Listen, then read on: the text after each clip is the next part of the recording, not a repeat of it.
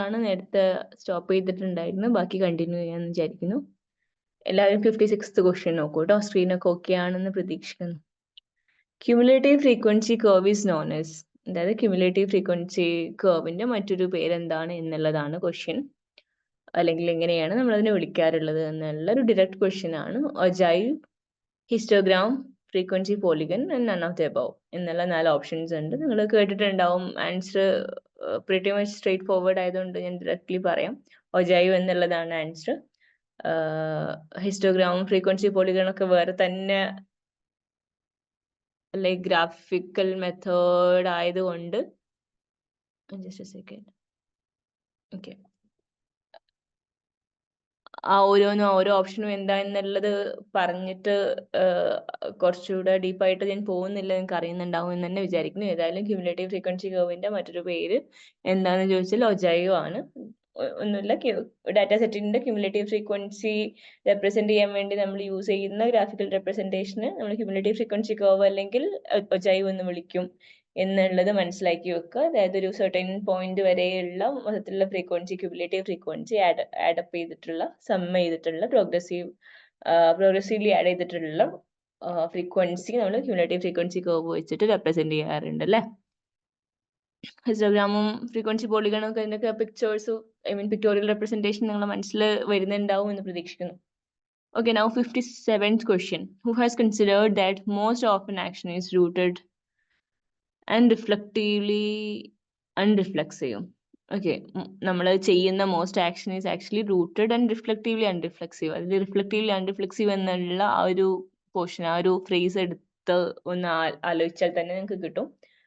നമ്മൾ എവരിഡേ ലൈഫിന്റെ ഭാഗമായിട്ട് ചെയ്യുന്ന കാര്യങ്ങളിൽ അതായത് ഒരു ദിവസത്തെ ദിനചര്യകൾ നമ്മൾ ആലോചിക്കുകയാണെങ്കിൽ, നമ്മൾ ഒരു ദിവസം ചെയ്യുന്ന കാര്യങ്ങൾ ആലോചിക്കുകയാണെങ്കിൽ, നമ്മൾ ചെയ്യുന്ന ആക്ഷൻസിൽ ഒരു മെജോറിറ്റി ആക്ഷൻസും റിലേറ്റീവ്ലി അൺറിഫ്ലെക്സീവ് ആണ്. നമ്മൾ വളരെ തോട്ട്ഫുൾ ആയിട്ട്, വളരെ റീസണബിൾ ആയിട്ട് ആലോചിച്ച് എടുക്കുന്ന തീരുമാനങ്ങളല്ല, നേരെ മറിച്ച് അൺറിഫ്ലെക്സീവ് ആയിട്ട് സിമുലസിനുള്ള ലൈക്ക് സിറ്റുവേഷൻ ഡിമാൻഡ് ചെയ്യുമ്പോൾ നമ്മൾ വളരെ പെട്ടെന്ന് സ്പോണ്ടേനിയസ് ആയിട്ട് എടുക്കുന്ന ഡിസിഷൻസും ആക്ഷൻസും ഒക്കെയാണ് എന്ന് പറഞ്ഞു വെക്കുന്നത് ആരാണ് എന്നുള്ളതാണ് question. Option A Alfred Schutz, option B Garfinkel, C Max Weber and D John Heritage എന്നുള്ള 4 ഓപ്ഷൻസ് ആണുള്ളത്. നമ്മൾ നേരത്തെ ഇതുമായിട്ട് ബന്ധപ്പെട്ട ഒരു ക്വസ്റ്റ്യൻ പറഞ്ഞു പോയിട്ടുണ്ടായിരുന്നു. അതൊന്ന് കണക്ട് ചെയ്ത് ഓർക്കാൻ പറ്റുമോ എന്ന് ഓർത്ത് നോക്കൂ, ഒന്ന് ശ്രമിച്ചു നോക്കൂ. ആൻസർ എന്തായാലും ആൽഫ്രഡ് ഷൂട്ട്സ് ആണ്. നമ്മൾ ഷൂട്ട്സിന്റെ 3 പില്ലേഴ്സ് എന്ന് പറഞ്ഞിട്ട് നമ്മൾ നാച്ചുറൽ ആറ്റിറ്റ്യൂഡ്, അതുപോലെ ലൈഫ് വേൾഡ് ഒക്കെ പറഞ്ഞിട്ടുണ്ടായിരുന്നുണ്ടല്ലോ, ഇന്റർസബ്ജക്ടിവിറ്റി. ആ ഒരു ക്വസ്റ്റ്യനിൽ നാച്ചുറൽ ആറ്റിറ്റ്യൂഡ് പറഞ്ഞ സമയത്ത് നമ്മൾ പറഞ്ഞിട്ടുണ്ടായിരുന്നത് എന്തായിരുന്നു? വളരെ സ്പോണ്ടേനിയസ് ആയിട്ട്, ടേക്കൺ ഫോർ ഗ്രാൻഡഡ് ആയിട്ട് ആളുകൾ എടുക്കുന്ന ഡിസിഷൻസിനെ അല്ലെങ്കിൽ ആ ഒരു ആറ്റിറ്റ്യൂഡിനെ ഒരു മനുഷ്യന്റെ ഒരാളുടെ എവരിഡേ ലൈഫിന്റെ ഒരു ദിവസം ചെയ്യുന്ന കാര്യങ്ങളുടെ ഒരു അണ്ടർസ്റ്റാൻഡിങ്, കാര്യങ്ങൾ മൊത്തത്തിൽ ഒന്ന് നമ്മൾ ഡിലീനിയേറ്റ് ചെയ്യാൻ ശ്രമിക്കുകയാണെങ്കിൽ അതിൽ മോസ്റ്റ്ലി വളരെ സ്പോണ്ടേനിയസ് ആയിട്ട് നടക്കുന്ന കാര്യമാണ്. അതാണ് നാച്ചുറൽ ആറ്റിറ്റ്യൂഡ് എന്നുള്ളതൊക്കെ നമ്മളൊന്ന് മെൻഷൻ ചെയ്തിട്ടുണ്ടായിരുന്നു അല്ലെ. അപ്പോ ഷൂട്ട്സിന്റെ ഒരു ഇമ്പോർട്ടന്റ് ആയിട്ടുള്ള ഫോർമുലേഷൻ ആണ് റിഫ്ലെക്സീവ് ആയിട്ടാണ് മനുഷ്യന്മാർ കൂടുതലും റിയാക്ട് ചെയ്യുന്നത് എന്നുള്ളത്. കൂടുതൽ എന്ന് പറയുന്നത് നെഗറ്റീവ് സെൻസിലല്ല പറയുന്നത്, നേരെ മറിച്ച് അങ്ങനെയാണ് മനുഷ്യന്റെ റിയാലിറ്റി എന്നാണ് ഷൂട്ട്സ് പറഞ്ഞു വെക്കുന്നത് അല്ലെ. അപ്പോൾ അദ്ദേഹത്തിന്റെ എല്ലാ തിയറൈസേഷൻ മൊത്തം പറഞ്ഞു വെക്കുന്ന, ഇപ്പൊ ലൈഫ് വേൾഡിൽ തുടങ്ങി അദ്ദേഹം കവർ ചെയ്യുന്ന വലിയൊരു അല്ലെങ്കിൽ മൊത്തത്തിൽ തന്നെ അദ്ദേഹത്തിന്റെ സ്റ്റഡീസിന്റെ ഒരു അണ്ടർസ്റ്റാൻഡിങ് ആണ് ഈ പറഞ്ഞിട്ടുള്ള ഈ ഒരു കാര്യം കേട്ടോ. ബാക്കി ഗാർഫിങ്കലും വെബറും ഒക്കെ പരിചയമുള്ള ആളുകൾ തന്നെയാണ്. ഇനി 58th ക്വസ്റ്റ്യനിലോട്ട് പോവുകയാണെങ്കിൽ, judicial separation for a conflicting couple is granted for a maximum period of. Conflicting കപ്പിളിന്, അതായത് ഇടയിൽ പ്രശ്നങ്ങളുള്ള കപ്പിൾസിന് ഒഫീഷ്യലി ഡിവോഴ്സിലോട്ട് എൻറ്റർ ചെയ്യുന്നതിന് മുമ്പ് ലീഗലി പ്രൊട്ടക്റ്റഡ് ആയിട്ട് സെപ്പറേറ്റഡ് ആയിട്ട് എത്ര കാലം വരെ നിൽക്കാൻ പറ്റും വിത്ത് ലീഗൽ പ്രൊട്ടക്ഷൻ എന്നുള്ളതാണ് ക്വസ്റ്റ്യൻ. 2 വർഷമാണ് ആൻസർ കേട്ടോ, option C.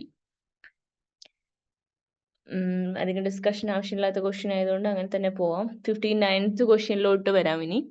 Which committee recommended the 3-tier system of panchayati raj. Panchayati raj system recommend ചെയ്ത കമ്മിറ്റി ഏതാണ് എന്നുള്ളതാണ് ക്വസ്റ്റ്യൻ. Balwant Rai committee, Ashoka Mehta committee, Sangham committee and parliamentary committee.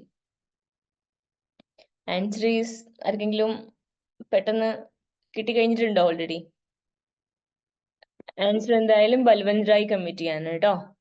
Option A Balwant Rai കമ്മിറ്റിയാണ് ആൻസർ. 1957 ഈ കമ്മിറ്റി നിലവിൽ വന്നിട്ടുള്ളത്.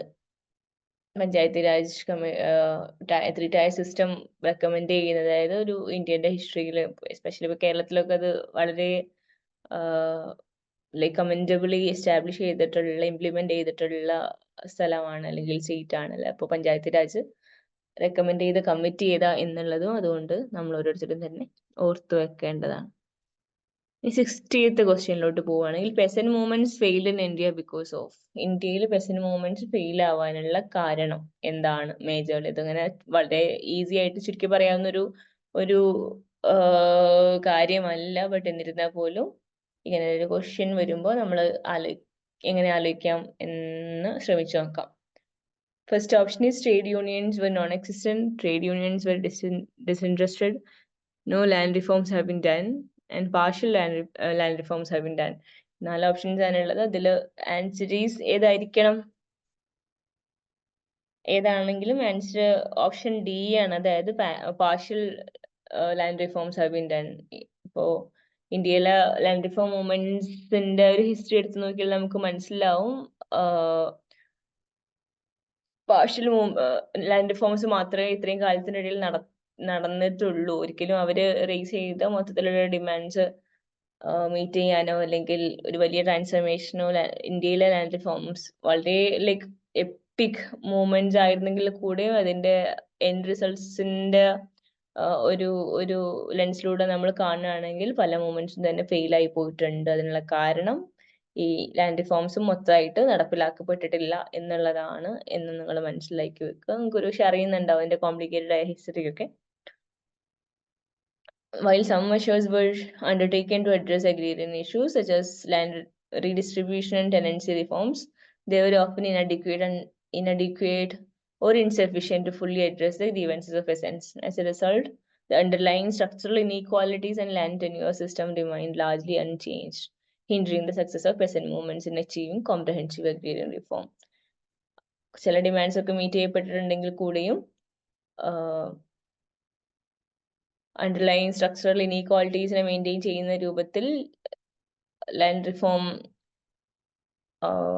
ഡിമാൻഡ്സ് ഫുള്ളി മീറ്റ് ചെയ്യപ്പെട്ടിട്ടില്ല എന്നാണ് പറയുന്നത് അല്ലേ. Okay, 61st question. 61. The determinants of fertility were explained in detail by ഏതൊക്കെ theoreticians ആണ് ഫെർട്ടിലിറ്റിയുടെ ഡിറ്റർമിനൻസിനെ കുറിച്ച് കാര്യമായിട്ട് പഠിച്ചിട്ടുള്ളത് എന്നാണ്. Karl Marx, Kingsley Davis and Judith Black, Doubleday and Peter Berger.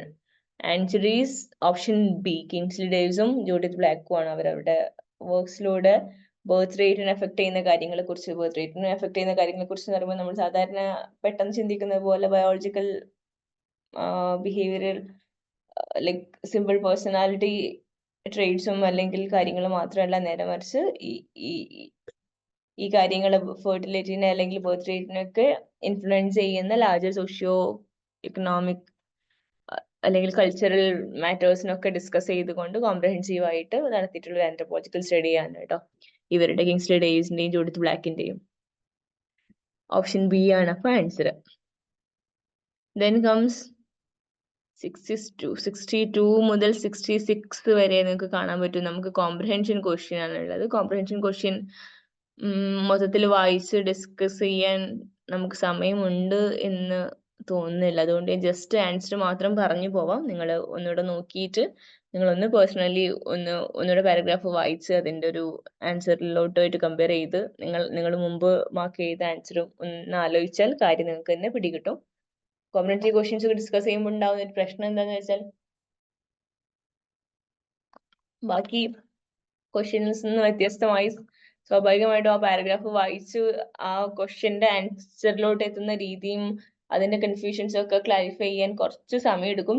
ഈ പാരഗ്രാഫ് ഒക്കെ കമ്പാരിറ്റീവ്ലി വളരെ ഈസി, വളരെ കുറച്ചുകൂടെ ഡിറക്റ്റ് സ്ട്രേറ്റ് ഫോർവേഡ് ക്വസ്റ്റ്യൻസ് ആണ്. ബട്ട് എന്നിരുന്നാൽ പോലും ഒരു വലിയ പാരഗ്രാഫ് കമ്പാരിറ്റീവ്ലി ബാക്കി ക്വസ്റ്റ്യൻ വെച്ച് നോക്കുമ്പോൾ ക്വസ്റ്റ്യൻ്റെ ലെങ്ത് കൂടുതലാണെന്നുള്ളതുകൊണ്ട്, മാത്രമല്ല പൊതുവെ ഒരു ഒരു ഒരു വലിയ വിഭാഗം ആളുകളും 5 out of 5 സ്കോർ ചെയ്യുന്ന ഒരു സെക്ഷൻ ആണ് എന്നുള്ളത് കൊണ്ട് ഞാൻ മെല്ലെ സ്കിപ്പ് ചെയ്ത് പോവാണ് കേട്ടോ.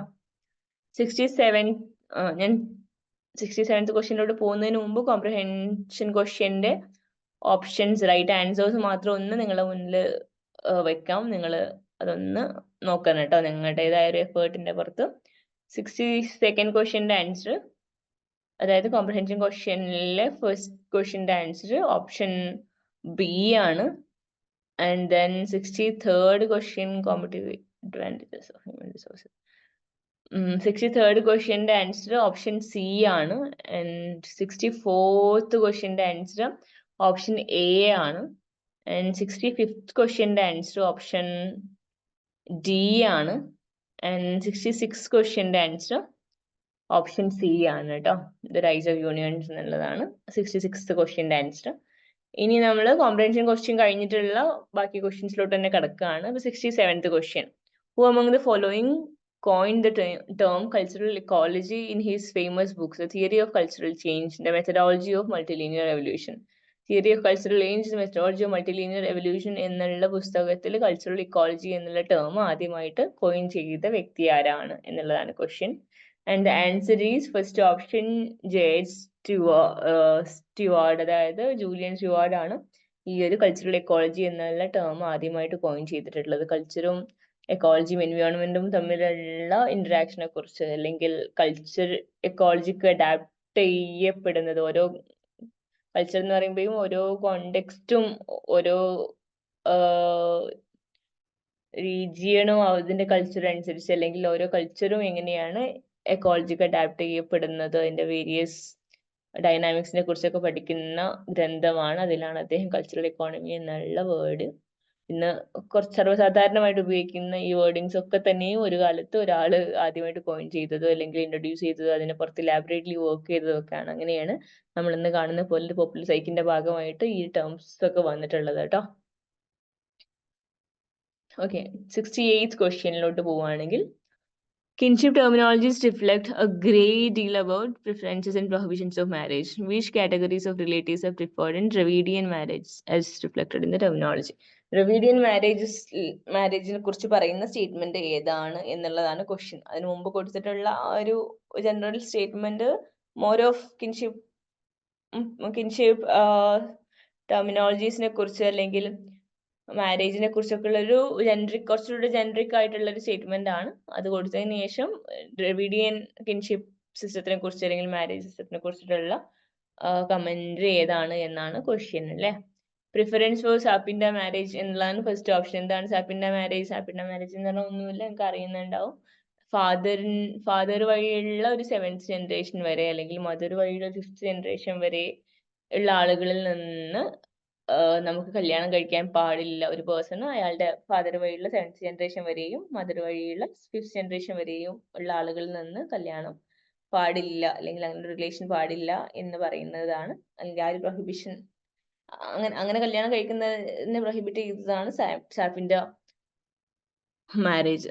അതായത് 7th generation father wise 7th ജനറേഷനും മദർ വൈസ് 5th ജനറേഷൻ വരെയും ഉള്ള ആളുകൾ ജനറേഷനിൽ ഏതെങ്കിലും ഒരു മെമ്പറുമായിട്ട് കല്യാണം കഴിക്കുന്നതിനാണ് സാപ്പിൻഡ മാരേജ് എന്ന് പറയുക. അതിനൊരു പ്രിഫറൻസ്, ഇത്തരത്തിലുള്ള മാരേജിന് പ്രിഫറൻസ് ദ്രവിഡിയൻ കൾച്ചറിന്റെ ഭാഗമായിട്ട് ഇല്ല എന്നുള്ളത് നിങ്ങൾ മനസ്സിലാക്കുക.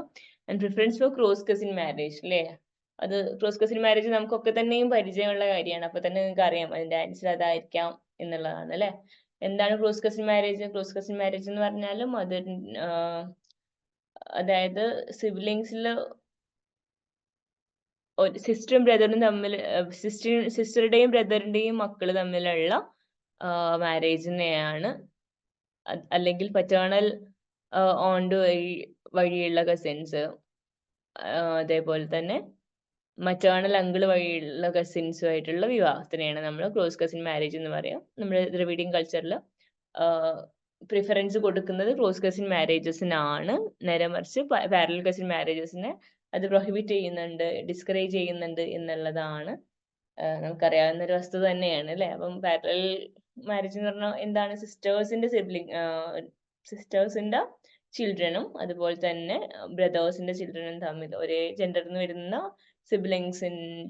സിബ്ലിങ്സിന്റെ മക്കൾസ് തമ്മിൽ വിവാഹം കഴിക്കുന്നതിനെയാണ് പാരലൽ കസിൻ മാരേജ് എന്ന് പറയാം. അതിനെയും ഡിസ്കറേജ് ചെയ്യുന്നുണ്ട് അല്ലെ ഡ്രവിഡിയൻ സിസ്റ്റത്തിൽ. And prohibited cross and parallel cousin marriage, രണ്ടിനെയും ക്രോസ് ആൻഡ് പാരലൽ കസിൻ മാരേജിന് രണ്ടിനെയും പ്രൊഹിബിറ്റ് ചെയ്യുക എന്നുള്ള ഒരു സിസ്റ്റം ഇതിലില്ല അല്ലെ, ദ്രവിഡിയൻ കൾച്ചറിലില്ല. അതുകൊണ്ട് answer is preference for cross cousin marriage. Clear ആണെന്ന് വിചാരിക്കുന്നു. ഓപ്ഷൻ സി ആണ് ആൻസർ കേട്ടോ. And then 69th question, culture is a man's guide. It liberates as well as it enslaves him, as all guides do. Which of the following schools represents this view? Culture എന്നുള്ളത് ഒരേ സമയം productive ആയിട്ടുള്ള അല്ലെങ്കിൽ opportunities നമുക്ക് തരുന്ന ഒരു ഗൈഡാണ് എന്നിരിക്കെ തന്നെ ആ കൾച്ചർ നമ്മളെ റിസ്ട്രിക്ട് ചെയ്യുന്ന ഒരു ആസ്പെക്ട് കൂടെ അതിനുണ്ട് എന്ന് പറഞ്ഞിട്ടുള്ളത്, അല്ലെങ്കിൽ എന്നുള്ളത് അടിസ്ഥാനമാക്കി വെക്കുന്ന സ്കൂൾ ഓഫ് തോട്ട് ഏതാണ് എന്നുള്ളതാണ് ക്വസ്റ്റ്യൻ. 4 ഓപ്ഷൻസ് ഉണ്ട്. Evolutionary school, Marxian school, diffusion school and cultural personality school അല്ലേ. അപ്പം ഇത് ജസ്റ്റ് ഇതിന്റെ ഓപ്ഷൻസ് വായിച്ചാൽ തന്നെ നമുക്ക് ബാക്കി എല്ലാ സ്കൂൾസും അല്ലെങ്കിൽ സ്കൂൾ ഓഫ് തോട്ടും വളരെ ഫെമിലിയർ ആയതുകൊണ്ട് തന്നെ കൾച്ചറൽ പേഴ്സണാലിറ്റി സ്കൂളാണ് അതിന്റെ ആൻസർ വരാൻ ചാൻസ് ഉള്ളത് എന്നുള്ളത് ഒരുപക്ഷെ പലർക്കും ക്ലിക്ക് ആയിട്ടുണ്ടാവും. എന്നിരുന്നാൽ പോലും ഒന്ന് ജസ്റ്റ് ക്വസ്റ്റ്യൻ വായിച്ചു നോക്കിയാൽ തന്നെ നമുക്ക് മനസ്സിലാവും കൾച്ചറൽ എന്നുള്ളത് ഒരേ സമയം പ്രൊഡക്റ്റീവ് ആയിട്ടുള്ളതും അതേസമയം റെസ്ട്രിക്റ്റീവ് ആയിട്ടുള്ള ഫോഴ്സ് ആണ് എന്ന് പറയുന്നത്. കൾച്ചറൽ പേഴ്സണാലിറ്റി സ്കൂൾ ആവാനുള്ള എല്ലാ ചാൻസസും അതിന്റെ ഒരു പേരിൽ തന്നെ ഉണ്ട് അല്ലെ. പിന്നെ ബാക്കി എല്ലാ സ്കൂൾ ഓഫ് തോട്ടും അവരുടെ അപ്രോച്ചിന്റെ സ്പെസിഫിക്കാലിറ്റീസ് ഒക്കെ നമുക്ക് കുറച്ചുകൂടെ അറിയുന്നതുകൊണ്ട് ഇത് തന്നെയാണ് ആൻസർ എന്ന് നമുക്ക് ഉറപ്പിക്കാവുന്നതാണ്. കൾച്ചറൽ പേഴ്സണാലിറ്റി സ്കൂൾ ഇപ്പം റൂത്ത് ബെനഡിക്റ്റും അല്ലെങ്കിൽ മാർഗരറ്റ് മെഡോക്കെയാണ് അതിന്റെ പ്രഫറൻസ് അല്ലെങ്കിൽ ഫൗണ്ടിങ് ഫിഗേഴ്സ് ആയിട്ട് അറിയപ്പെടുന്നത്. അവര് കൾച്ചർ പേഴ്സണാലിറ്റി കൾച്ചർ ഡിലമ അല്ലെങ്കിൽ അതിന്റെ ഒരു ഡൈനാമിക്സിനെ കുറിച്ച് തന്നെയാണ് ഇവരുടെ മേജർ കോൺട്രിബ്യൂഷൻസ് അല്ലെങ്കിൽ ഇവരുടെ മേജർ അണ്ടർലൈങ് തിയറട്ടിക്കൽ അപ്രോച്ച് തന്നെയും അത് തന്നെയാണ്. തിയറട്ടിക്കൽ എൻക്വയറി നടക്കുന്നതും ഈ ഒരു ഫീൽഡിൽ തന്നെയാണ്. അതായത് ഓരോ കൾച്ചറും ഒരു പേഴ്സണെ ആ കൾച്ചറിന്റെ ഭാഗമാക്കുമ്പോൾ സ്വാഭാവികമായിട്ടുള്ള ആ കൾച്ചറിന്റെ ഭാഗമായിട്ടുള്ള പൊസിഷനിലോട്ട് റോൾസിലോട്ട് ആളുകളെ അസൈൻ ചെയ്യുമ്പോൾ അല്ലെങ്കിൽ അത് തുറന്നു വെക്കുന്ന കുറെ പ്രൊഡക്റ്റീവ് ഫോഴ്സസ് ഉണ്ടെങ്കിൽ കൂടെയും അതേസമയം ഒരു മനുഷ്യനെ ഒരു ഇൻഡിവിജ്വൽ എന്ന നിലക്ക് റെസ്ട്രിക്ട് ചെയ്യുന്ന കുറെ എലമെന്റ്സും കൾച്ചറിലുണ്ട് എന്നാണ് അവർ പറയുന്നത്. ഓക്കെ, ഇപ്പൊ പറഞ്ഞു വെച്ച ഈ ഫൗണ്ടേഴ്സിന്റെ ഒക്കെ തന്നെയും വർക്ക്സ് നോക്കിയാൽ ഈ ഒരു തിയറൈസേഷൻ എമേർജ് ചെയ്ത് വരുന്നത് നമുക്ക് കാണാൻ പറ്റും. And then going to 70th question, the stages of cognitive development related socialization was proposed by. Cognitive development related socialization was proposed by, sorry.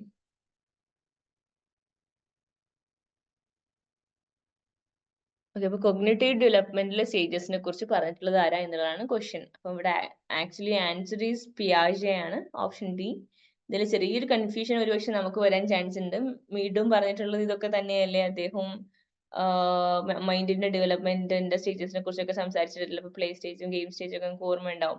അപ്പൊ ഒരു ചെറിയൊരു വ്യത്യാസം എന്താണുള്ളതെന്ന് വെച്ചാൽ ഇവിടെ ഒരു ക്വസ്റ്റ്യനിലെ കീവേഡ് ആയിട്ട് പറയുന്നത് കൊഗ്നിറ്റീവ് ഡെവലപ്മെന്റ് റിലേറ്റഡ് സോഷ്യലൈസേഷൻ എന്നുള്ളതാണ്. അപ്പൊ കൊഗ്നിറ്റീവ് ഡെവലപ്മെന്റിന്റെ സ്റ്റേജസിനെ കുറിച്ച് പറഞ്ഞിട്ടുള്ളത് ആരാന്ന് ചോദിച്ചാൽ പിയാജെയാണ്. കാരണം മീഡ് പിന്നെയും പറയുന്നത് സോഷ്യലൈസേഷൻ വഴി സെൽഫ് ഉണ്ടായി വരുന്ന സ്റ്റേജസിനെ കുറിച്ചാണ് മീഡിന്റെ ഒരു കൺസേൺ അല്ലെ. അപ്പം കോഗ്നിറ്റീവ് സ്റ്റേജ് കൃത്യമായിട്ട് ഇപ്പൊ ലോജിക്കൽ തിങ്കിങ്, അബ്സ്ട്രാക്ട് തിങ്കിങ് ഒക്കെ ഡെവലപ്പ് ചെയ്തത് ഇപ്പൊ ചൈൽഡില് തുടങ്ങിയിട്ട് ഒരാള് അഡൾട്ടായി അർത്ഥത്തിൽ ഒരു റിഫൈൻഡ് ആയിട്ടുള്ള ലോജിക്കൽ അബ്സ്ട്രാക്ട് റീസണിങ്ങിലോട്ട് ആളെത്തുന്നത്, ഒരു മനുഷ്യൻ എത്തുന്നത് എപ്പോഴാണ് എന്നൊക്കെ ഉള്ള അർത്ഥത്തിൽ പഠിച്ചിട്ടുള്ളത് പിയാജെയുണ്ട്, സൈക്കോളജിസ്റ്റ് ആണ് എന്നുള്ളത് നിങ്ങൾക്ക് മനസ്സിലായിട്ടുണ്ടാവുമല്ലോ.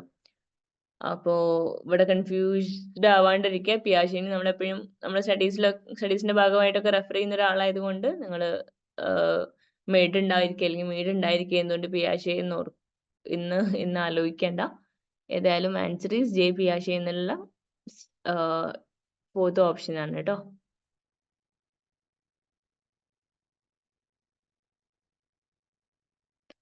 ഓക്കെ, ഇനി 71st question match the following ആണ്. കുറച്ച് ഈസി ആയിട്ടുള്ള, അതായത് നമുക്ക് ഈ പറഞ്ഞു വെച്ചിട്ടുള്ള കോൺസെപ്റ്റ്സ് ഒന്നും തന്നെ അറിയില്ലെങ്കിലും അല്ലെങ്കിൽ കൃത്യമായിട്ട് അറിയില്ലെങ്കിലും ജസ്റ്റ് അതിന്റെ ഡെഫിനിഷൻ വായിച്ചിട്ട് സെൻസ് ഉണ്ടാക്കാൻ പറ്റുന്ന രൂപത്തിലാണ് ക്വസ്റ്റ്യൻ ഉള്ളത് അല്ലെ. ഇതില് ലിസ്റ്റ് 1 ഫസ്റ്റ് എ ഓപ്ഷനിൽ കിടക്കുന്നത് forecast or expectation whose existence creates a condition for its fulfillment എന്നുള്ളതാണ്. അപ്പൊ ഇതിൽ കൊടുത്തിട്ടുള്ള 4 ഓപ്ഷൻ നോക്കുമ്പോൾ peer group, looking glass self fulfilling prophecy, adult socialisation. അപ്പോ ഈ കൊടുത്തിരിക്കുന്ന ഓപ്ഷനിൽ സെൽഫ് ഫുൾഫില്ലിംഗ് പ്രോഫസി ആവാനുള്ള എല്ലാ ചാൻസും അതിനുണ്ട് അല്ലേ, അല്ലെങ്കിൽ ഫുൾഫില്ലിംഗ് പ്രോഫസിയുടെ ഡെഫിനിഷൻ തന്നെയാണ് നേരത്തെ ലെഫ്റ്റ് സൈഡിൽ കൊടുത്തിട്ടുള്ള ഫസ്റ്റ് ഓപ്ഷൻ അല്ലേ. അതായത് ഇപ്പോൾ ഫുൾഫില്ലിംഗ് പ്രോഫസി പറഞ്ഞാൽ മനസ്സിലായിട്ടുണ്ടാവില്ല, മേട്ടന്റെ ഐഡിയ ഒക്കെ നമ്മൾ മുമ്പ് ക്ലാസ്സസിലൊക്കെ ഡിസ്കസ് ചെയ്തിട്ടുള്ളതാണ്. അപ്പോൾ ഒരു ടീച്ചർ ഒരു കുട്ടിനെ കുറിച്ച് വളരെ പഠിക്കുന്ന സ്റ്റുഡിയസ് ആയിട്ടുള്ള ഒരു കുട്ടിയായിട്ട് ഒരു ടീച്ചർ കുട്ടിനെ മനസ്സിലാക്കുന്നുണ്ടെങ്കിൽ ആ കുട്ടിനെ പിന്നീട് ആ കുട്ടി ഒരുപക്ഷെ ഇൻ റിയാലിറ്റി അത്രയും സ്റ്റുഡിയസ് അല്ലെങ്കിൽ പോലും ടീച്ചറുടെ ആ ഒരു പെർസെപ്ഷൻ, ആ ഒരു എക്സ്പെക്ടേഷൻ കാരണം ടീച്ചർ പിന്നീട് ആ കുട്ടീനോട് ആ രൂപത്തിലുള്ള എക്സ്ട്രാ ട്രെയിനിങ്സ് കൊടുക്കുകയും അല്ലെങ്കിൽ ആ രൂപത്തിലുള്ള കൺസിഡറേഷൻ കൊടുക്കുകയും ചെയ്യുന്നതിന്റെ ഫലമായിട്ട് കുട്ടി നല്ല പഠിക്കുന്ന ഒരു സ്റ്റുഡന്റ് ആയിട്ട് അല്ലെങ്കിൽ ബ്രില്യൻ്റ് ആയിട്ട് സ്റ്റുഡന്റ് ആയിട്ട് തന്നെ ഡെവലപ്പ് ചെയ്ത് വരാനുള്ള ചാൻസസ് ഉണ്ട്. അപ്പൊ എക്സ്പെക്ടേഷൻസ് ഒരു ബിഹേവിയറിലോട്ട് ലീഡ് ചെയ്യുകയും ആ ബിഹേവിയർ അതിന്റെ ഫുൾഫിൽമെന്റിനെ കാറ്റർ ചെയ്യുന്നുണ്ടെങ്കിൽ അതിനെയാണ് നമ്മളത് ഫോൾസ് എക്സ്പെക്ടേഷൻ ആണെങ്കിൽ പോലും ഫോൾസ് എക്സ്പെക്ടേഷന്റെ ഭാഗമായിട്ട് ഉണ്ടാകുന്ന സിറ്റുവേഷൻസ് ആ ഫോൾസ് എക്സ്പെക്ടേഷനെ തന്നെയും റിയാലിറ്റി ആക്കി മാറ്റുന്ന അർത്ഥത്തിലുള്ള ഒരു കാര്യത്തിനെയാണ് സെൽഫ് ഫുൾഫില്ലിംഗ് പ്രോഫസി എന്ന് മോട്ടൺ വിളിച്ചിട്ടുള്ളത് അല്ലെ, ആ ഒരു സിനാരിയോനെ അല്ലെങ്കിൽ ആ ഒരു ഡെവലപ്മെന്റിനെ. ഓക്കെ, ഇനി ലിസ്റ്റിൽ രണ്ടാമത്തെ ബി ഓപ്ഷൻ നോക്കുകയാണെങ്കിൽ the term coin to describe processes through which the self concept is formed. Looking glass self എങ്ങനെയാണ് ഫോം ചെയ്യുന്നത് എന്നുള്ളത് നമ്മൾ പറഞ്ഞു കഴിഞ്ഞല്ലോ ലാസ്റ്റ് ക്വസ്റ്റ്യനിൽ. ബാക്കിയുള്ളവരുടെ പെർസെപ്ഷൻ നമ്മുടെ സെൽഫിനെ മിറർ ചെയ്യുക എന്നുള്ള അർത്ഥത്തിൽ നമ്മൾ മനസ്സിലാക്കുമ്പോഴാണ് സെൽഫ് ഉണ്ടായി വരുന്നത്. അല്ലെങ്കിൽ ഓപ്ഷൻ ബി എന്നുള്ളത് ലുക്കിംഗ് ഗ്ലാസ് സെൽഫുമായിട്ട് ബന്ധപ്പെട്ട കിടക്കുന്നത് എന്നുള്ളത് അതിൽ നിന്ന് വ്യക്തമാണ്. And option C, a primary group composed of members who are social equals, often of similar age and same sex. Peer ഗ്രൂപ്പിനെ കുറിച്ചാണ് പറയുന്നത് അല്ലെ, സെയിം ഏജും സെയിം ജെൻഡറും ഒക്കെ ഉള്ള ഗ്രൂപ്പിനെയാണ് പിയർ ഗ്രൂപ്പ് എന്ന് പറയുന്നത് എന്നുള്ളത് നമുക്ക് നോർമലി അറിയാവുന്ന കാര്യമാണ്. And then last option, the process by which adults learn new status and roles. Adult socialisation അല്ലെ, അഡൾട്ട്സ് പുതിയ സ്റ്റാറ്റസും റോൾസും ഒക്കെ പഠിക്കുന്നതിനെയാണ് അഡൾട്ട് സോഷ്യലൈസേഷൻ എന്ന് പറയുന്നത്. ഇനി അടുത്തൊരു ക്വസ്റ്റ്യൻ നോക്കൂ, 72 ക്വസ്റ്റ്യൻ എന്ന് പറയുമ്പോൾ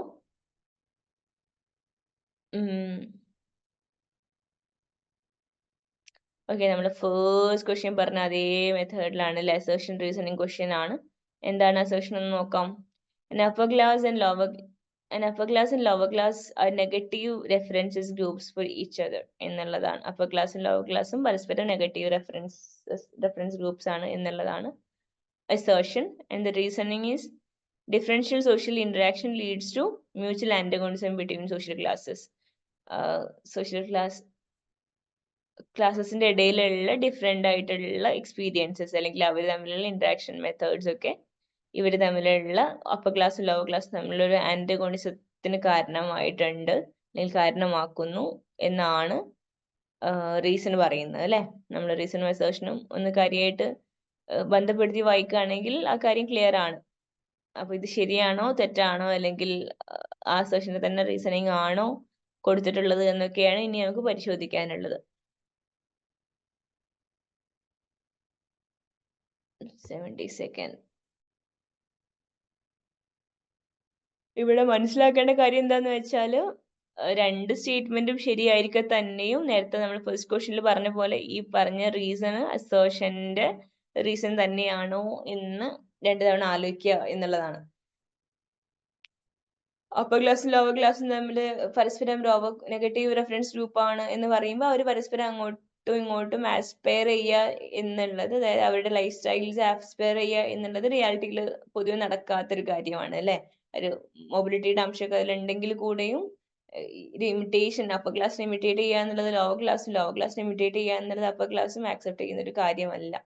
അതേപോലെ തന്നെ ഡിഫറൻഷ്യൽ എക്സ്പീരിയൻസ് ആണ് അവർക്കുള്ളത്. അത് ആന്റഗോണിസത്തിലോട്ട് ലീഡ് ചെയ്തേക്കാം എന്നുള്ള സ്റ്റേറ്റ്മെന്റ് ശരിയാണെങ്കിൽ തന്നെ അത് മാത്രമല്ല നേരത്തെ പറഞ്ഞ നെഗറ്റീവ് റെഫറൻസ് ഗ്രൂപ്പായിട്ട്, അതായത് രണ്ട് ക്ലാസ്സസും റെഫറൻസ് ഗ്രൂപ്പ്സ് ആയിട്ട് ഇതിനെ ഒരു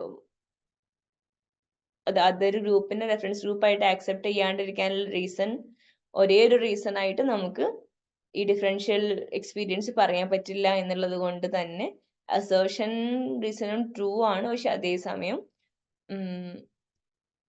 റീസൺ എന്നുള്ളത് അസേർഷന്റെ റീസൺ അല്ല എന്നാണ് നമ്മൾ ഇവിടെ ആൻസർ ആയിട്ട് കൊടുത്തിട്ടുള്ളത് കേട്ടോ. ക്ലിയർ ആണെന്ന് വിചാരിക്കുന്നു. അടുത്തൊരു question, what is the correct sequence of understanding research methodology? 4 options ഉണ്ട്. അതിൽ റിസർച്ച് മെത്തഡോളജിയുടെ ഒരു പ്രൊസീജിയർ നോക്കുകയാണെങ്കിൽ അതിന്റെ സീക്വൻസ് എന്താ എന്നുള്ളതാണ് ക്വസ്റ്റ്യൻ. നേരത്തെ പറഞ്ഞ ക്വസ്റ്റ്യന് ക്ലിയർ ആണല്ലോ അല്ലെ? ബി ഓപ്ഷൻ ആണ് വരുന്നുണ്ടാവുക. അടുത്ത ക്വസ്റ്റ്യനിലാണ് ഇപ്പൊ നമ്മൾ ഉള്ളത്, 73rd ക്വസ്റ്റ്യനിൽ. അപ്പോൾ 73rd ക്വസ്റ്റ്യന്റെ right answer is actually B എന്നുള്ളതാണ് കേട്ടോ. ഇത് ഒന്ന് ജസ്റ്റ് നോക്കിയാൽ തന്നെ നമുക്ക് മനസ്സിലാവും. അതായത് CD ഓപ്ഷൻ സ്റ്റാർട്ട് ചെയ്യുന്നത് മെത്തേഡ്സ് ഓഫ് ഡാറ്റ അനാലിസിസിലാണ്. അപ്പം ഡാറ്റ അനാലിസിസ് അല്ല ഏതൊരു റിസർച്ചിന്റെയും ഫസ്റ്റ് സ്റ്റെപ്പ്. അപ്പോൾ എയും ബിയും എന്നുള്ള ഓപ്ഷനിൽ ഏതെങ്കിലും ഒന്നാവാനുള്ള ചാൻസ് ഉണ്ട് എന്ന് മനസ്സിലാക്കുക. പിന്നെ അവിടെ നമ്മൾ ആലോചിച്ച് നോക്കിയാൽ ഡിഫറൻസ് മനസ്സിലാവും. മോസ്റ്റ് ആപ്റ്റ് ഏതാ എന്നുള്ളത് നിങ്ങൾക്ക് തന്നെ പറയാൻ പറ്റും. അപ്പോൾ ബി ആണ് ഓപ്ഷൻ എന്ന് നമ്മൾ പറഞ്ഞു കഴിഞ്ഞു. നേച്ചർ ഓഫ് ഫിനോമിന, നമ്മൾ പഠിക്കാൻ പോകുന്ന ഫിനോമിനെ കുറിച്ച് മാക്സിമം അവയർനെസ് ഉണ്ടാവുക എന്നുള്ളതാണ്, അല്ലെങ്കിൽ പഠിക്കുക എന്നുള്ളതാണ് ആദ്യത്തെ കാര്യം. രണ്ടാമത്തെ സ്റ്റെപ്പായിട്ട് പറയുന്നത് nature of social science. Nature of social science എന്ന് പറയുമ്പോൾ ഭയങ്കര ബ്രോഡ് ടേംസിലാണ് അവരത് എഴുതിയിട്ടുള്ളത്. പക്ഷെ അവർ ഉദ്ദേശിച്ചിട്ടുള്ളത് സോഷ്യൽ സയൻസിൽ ഏത് തിയറിക്കൽ അപ്രോച്ച് ആണ് യൂസ് ചെയ്യാൻ പോകുന്നത്, അല്ലെങ്കിൽ സബ്ജക്റ്റിന്റെ ഉള്ളിൽ ഡിസിപ്ലിന്റെ ഉള്ളിൽ അതിനെ കോണ്ടെക്സ്റ്റലൈസ് ചെയ്യുക, ഫിനോമിനെ കുറിച്ച് ബേസിക് അണ്ടർസ്റ്റാൻഡിങ് ഡെവലപ്പ് ചെയ്യുക, എന്നിട്ട് അതിനെ ഡിസിപ്ലിനിൽ പ്ലേസ് ചെയ്യാൻ നോക്കുക, അതിനുശേഷം ഡാറ്റ കളക്ട് ചെയ്യുക, അനലൈസ് ചെയ്യുക എന്നുള്ളതാണ് ഐഡിയൽ റിസർച്ച് മെത്തേഡിന്റെ ഒരു രൂപം എന്ന് നിങ്ങൾക്ക് അറിയുന്നുണ്ടാവും, അല്ലെങ്കിൽ അങ്ങനെയാണ് റിസർച്ച് മെത്തഡോളജിയിൽ റിസർച്ചസ് ഒക്കെ തന്നെ നടക്കേണ്ടത് എന്നുള്ളത് കൊണ്ട് അതാണ് ഓപ്ഷൻ കേട്ടോ. ഇനി 74th question, which one of the following is authored by Lewis Coser? Coser നമ്മൾ കുറേ നേരമായി ഇടക്കിടക്ക് കോസറിന്റെ പേര് കയറി വരുന്നുണ്ട് അല്ലെ. ലൂയിസ് കോസർ ഓതർ ചെയ്തിട്ടുള്ള ടെക്സ്റ്റ് ഏതാണ് എന്നാണ് ക്വസ്റ്റ്യൻ. 4 ഓപ്ഷൻസ് ഉണ്ട്. Like any other time, out of utopia, class conflict in industrial society, functions of social conflict, the nature of human conflict എന്നുള്ള 4 ഓപ്ഷൻസിൽ നിങ്ങൾ മനസ്സിലാക്കേണ്ടത്, നമ്മൾ കോസറിനെ കുറിച്ച് നേരത്തെ ഫസ്റ്റ് ക്ലാസ്സിൽ തന്നെ ഡിസ്കസ് ചെയ്യുമ്പോൾ, അല്ലെങ്കിൽ ഫസ്റ്റ് ഡിസ്കഷൻ സമയത്തും കോസറിന്റെ പേര് വന്നപ്പോൾ നമ്മൾ പറഞ്ഞിട്ടുണ്ടായിരുന്നു ഫങ്ഷണലിസ്റ്റ് അപ്രോച്ച് കോൺഫ്ലിക്ട് സ്റ്റഡീസിൽ സ്വീകരിച്ചിട്ടുള്ള ചുരുക്കം പറഞ്ഞ ആളുകളിൽ പെട്ട ആളാണ് കോസർ എന്നുള്ളതാണ് അല്ലെ. അപ്പം ഡയറക്ട്ലി ആ ഒരു ഫാക്ട് നമുക്ക് അറിയെങ്കിൽ, അല്ലെങ്കിൽ ആ ഒരു കാര്യം നമുക്ക് അറിയെങ്കിൽ തന്നെ നമുക്ക് ഈ ആൻസറിലോട്ട് ഈസി ആയിട്ട് എത്താൻ പറ്റും. കാരണം അദ്ദേഹത്തിന്റെ ടെക്സ്റ്റിന്റെ പേരും ഫങ്ഷൻസ് ഓഫ് സോഷ്യൽ കോൺഫ്ലിക്ട് എന്നുള്ളതാണ്. അപ്പം സോഷ്യൽ കോൺഫ്ലിക്റ്റിനെ ഫങ്ഷണൽ പെർസ്പെക്റ്റീവിൽ കണ്ടു എന്ന് പറയുമ്പോൾ സ്വാഭാവികമായിട്ട് അദ്ദേഹത്തിന്റെ വർക്കിന്റെ ടൈറ്റിലൊക്കെ തന്നെയും അത് റിഫ്ലക്ട് ചെയ്യാനുള്ള ചാൻസ് ഉണ്ട്. അപ്പോൾ കോസറിന്റെ ടെക്സ്റ്റിന്റെ പേര് ഫങ്ഷൻസ് ഓഫ് സോഷ്യൽ കോൺഫ്ലിക്ട് എന്നുള്ളതാണ്. 74th ക്വസ്റ്റ്യൻ ആണ് നമ്മളിപ്പോൾ കവർ ചെയ്തത്. ഇനി 75th ക്വസ്റ്റ്യനിലോട്ട് പോവുകയാണെങ്കിൽ, who studied the structural and functional unity of joint families in മഹുവയിലെ ജോയിന്റ് ഫാമിലീസിനെ കുറിച്ച് പഠിച്ചത് ആരാണ് എന്നുള്ളതാണ് question. And the answer is I P Desai അല്ലെ. KM Kapadia, Neera Desai, I P Desai, AM Shah ഒക്കെ ഉണ്ട്. അതിന് ആൻസർ ആയിട്ട് വരുന്നത് ഐ പി ദേശായി ആണ് കേട്ടോ. അദ്ദേഹത്തിന്റെ ഐ പി ദേശായിന്റെ one of the major field ആണ് മഹുവ എന്നുള്ളത് ഇപ്പൊ തന്നെ ഈ ക്വസ്റ്റ്യന് തന്നെ ക്ലിയർ ആക്കി വെക്കുക. ഓക്കെ, ഇനി അടുത്തൊരു ക്വസ്റ്റ്യനിലോട്ട് പോവുകയാണെങ്കിൽ വീണ്ടും മാച്ച് ദ ഫോളോയിങ് ആണ് അല്ലെ. ഞാൻ സ്പീഡ് കൂടുന്നില്ല എന്ന് വിചാരിക്കുന്നു. ഞാൻ സൂം എപ്പോഴാണ് ലോഗൗട്ടായി പോവുക എന്നുള്ളത് പറയാൻ പറ്റാത്തത് കൊണ്ട് അധികം വെയിറ്റ് ചെയ്യാണ്ട് മാക്സിമം വേഗത്തിലെടുത്ത് പോകുന്നതാണ്.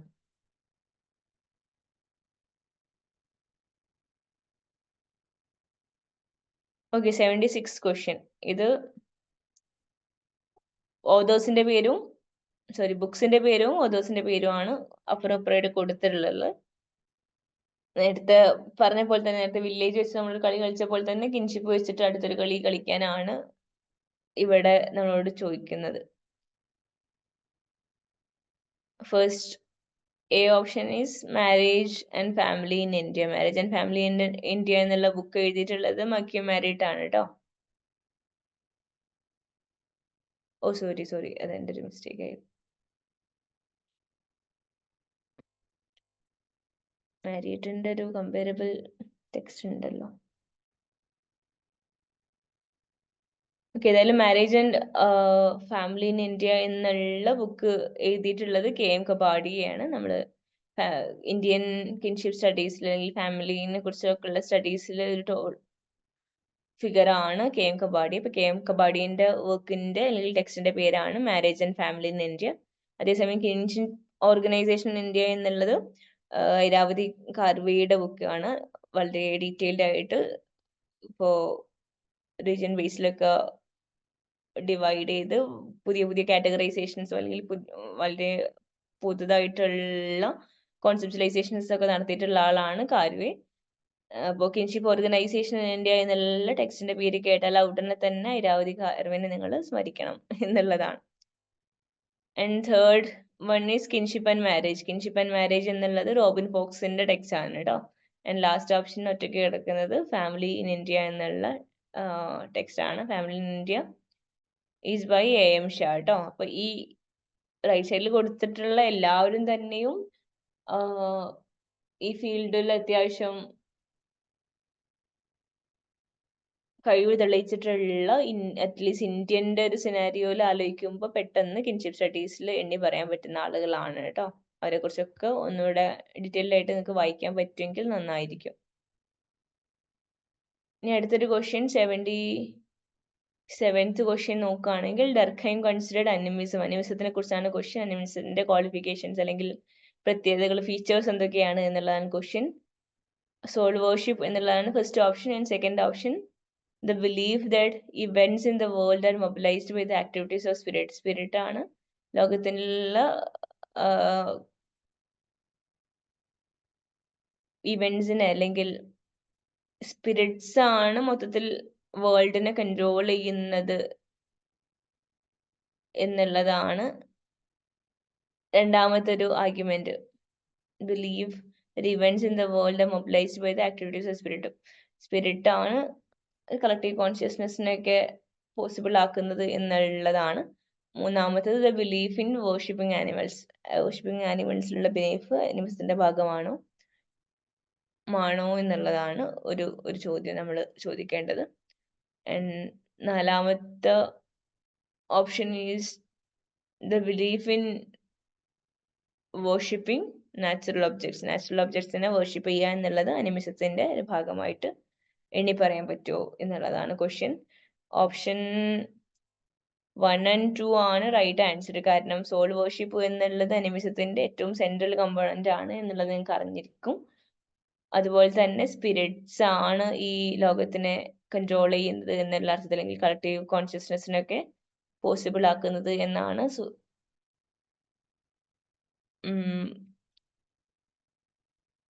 ഡർഖൈം അനിമിസം എന്നുള്ള കോൺസെപ്റ്റിലൂടെ പറഞ്ഞു വെക്കുന്നത്. അപ്പോൾ ഡയറക്റ്റ് ആയിട്ടുള്ള ക്വസ്റ്റ്യൻ, അഗെയിൻ വളരെ ഡയറക്റ്റ് ആയിട്ടുള്ള ക്വസ്റ്റ്യൻ ആണ്. നിങ്ങൾക്ക് സോൾ വർഷിപ്പിനെ കുറിച്ചും അല്ലെങ്കിൽ സ്പിരിറ്റ് എന്നുള്ള ഒരു എൻറ്റിറ്റിക്ക് ഡർഖൈം കൊടുത്തിട്ടുള്ള സ്ഥാനത്തിനെ കുറിച്ചൊക്കെ അറിയുന്നുണ്ടാവും എന്ന് പ്രതീക്ഷിക്കുന്നു. അപ്പോൾ ഓപ്ഷൻ 1 and 2, ഓപ്ഷൻ A എന്നുള്ളതാണ് ആൻസർ വരുന്നത് കേട്ടോ. ഇനി 78th ക്വസ്റ്റ്യനിലോട്ട് പോവുകയാണെങ്കിൽ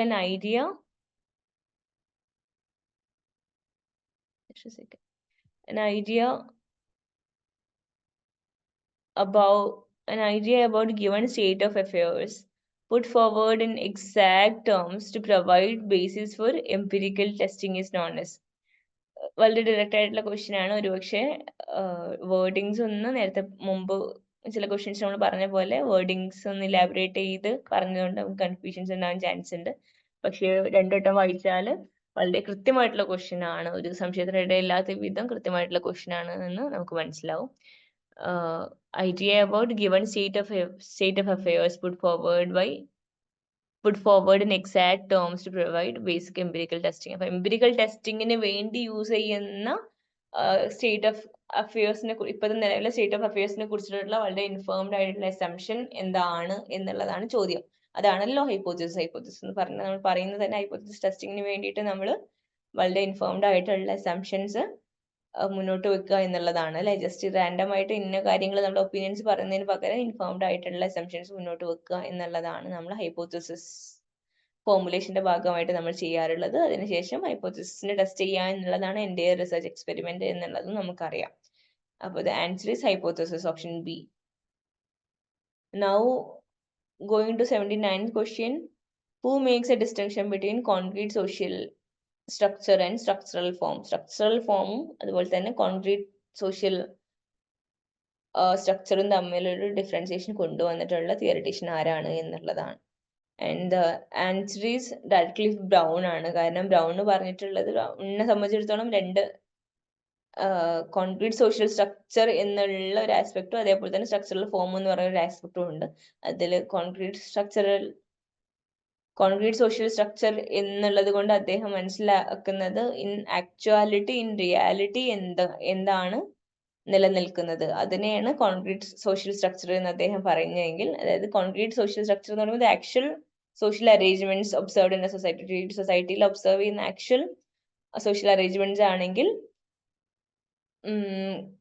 സ്ട്രക്ചറൽ ഫോം എന്നുള്ളത് കൊണ്ട് അദ്ദേഹം ഉദ്ദേശിച്ചത് അണ്ടർപിന്നിങ്, അതായത് നമ്മൾ ഒബ്സർവബിൾ ആയിട്ടുള്ള നേരത്തെ പറഞ്ഞ പോലെ ടാഞ്ചിബിൾ ആയിട്ടുള്ള സ്ട്രക്ചേഴ്സ് എല്ലാം നേരെ മറിച്ച് സൊസൈറ്റിന്റെ നിലനിൽപ്പിൽ സഹായിക്കുന്ന അല്ലെങ്കിൽ സൊസൈറ്റിനെ റൺ ചെയ്യുന്ന സൊസൈറ്റൽ പാറ്റേൺസിനെയാണ് ഡിഫറെന്റ് നെറ്റ്വർക്കിംഗ് പാറ്റേൺസിന് അല്ലെങ്കിൽ underlying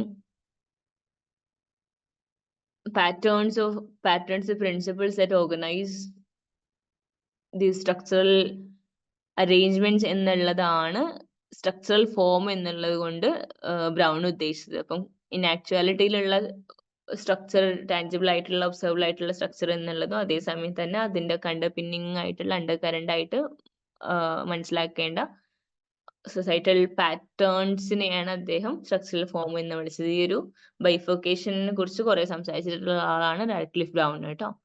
and then 80th question. The Weberian model of social stratification to caste has been used by European context. Weber use ചെയ്തിട്ടുള്ള model of social stratification Indian സ്റ്റഡീസിൽ Indian സൊസൈറ്റിനെ കുറിച്ചുള്ള സ്റ്റഡീസിൽ especially കാസ്റ്റിനെ കുറിച്ചുള്ള സ്റ്റഡീസിൽ use ചെയ്തത് ആരാണ് എന്നാണ് ചോദ്യം. 4 ഓപ്ഷൻസ് ഉണ്ട്. Srinivas Dube, Ghurye and Andre Beteille. And answer is option D, Andre Beteille കേട്ടോ. കാരണം കാസ്റ്റ് എന്നുള്ളത് എക്കണോമിക് ഫാക്ടർ മാത്രമല്ല, അല്ലെങ്കിൽ ഒരു എക്കണോമിക് ഫാക്ടർ മാത്രമല്ല അവരെ ഡിറ്റർമൈൻ ചെയ്യുന്നത്, നേരെ മറിച്ച് വേറെ കുറെ ഇപ്പൊ പൊളിറ്റിക്കൽ കൾച്ചറൽ കാര്യങ്ങളൊക്കെ വർക്ക് ചെയ്യുന്നുണ്ട് എന്നുള്ള അർത്ഥത്തിൽ കാസ്റ്റിനെ കുറിച്ചിട്ടുള്ള സ്കോളർഷിപ്പ് എൻലാർജും ചെയ്ത ആളാണ് ആന്ദ്രെ ബേത്തെ. അപ്പോ വെബറിന്റെ സ്റ്റാറ്റസ് പാർട്ടി പൊളിറ്റിക്സ് എന്നുള്ള സ്ട്രാറ്റിഫിക്കേഷൻ അതിന്റെയൊക്കെ ഒരു പിന്നിലുള്ള ലോജിക്കും ഇതിന്റെ പിന്നിലുള്ള, അതായത് കാസ്റ്റിനെ കുറിച്ച് ഈ ഒരു കുറച്ചുകൂടെ കോംപ്രഹെൻസീവ് ആയിട്ടുള്ള തിയറീസ് കൊണ്ടുവരാൻ വേണ്ടിയിട്ട് ആന്ദ്രെ ബേത്തെ വെബറിന്റെ തിയറീസിന് യൂസ് ചെയ്തു എന്നാണ് നിങ്ങൾ മനസ്സിലാക്കേണ്ടത് കേട്ടോ. Just A second.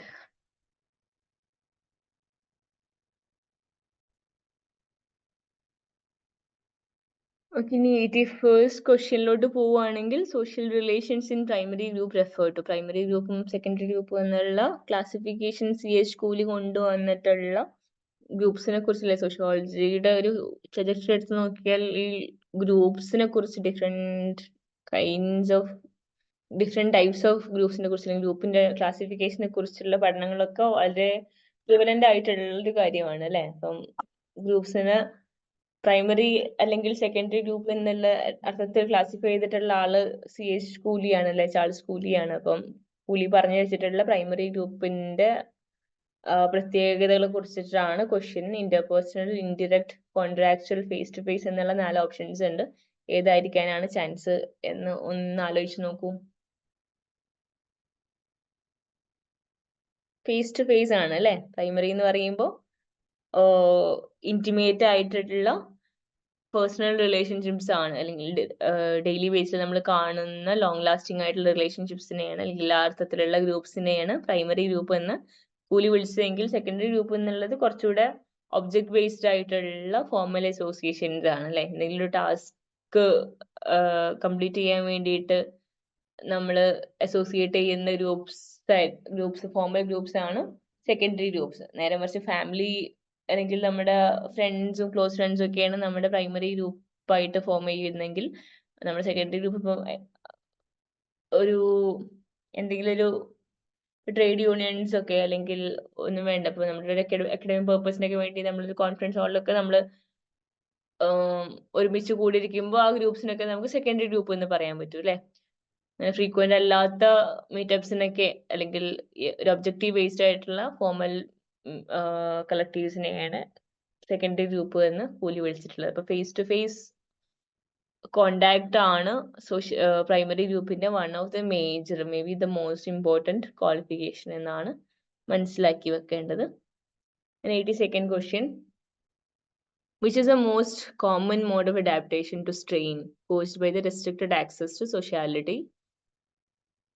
Restricted access to socially approved goals and means as prescribed by R.K. Merton. Merton പറഞ്ഞത് പ്രകാരം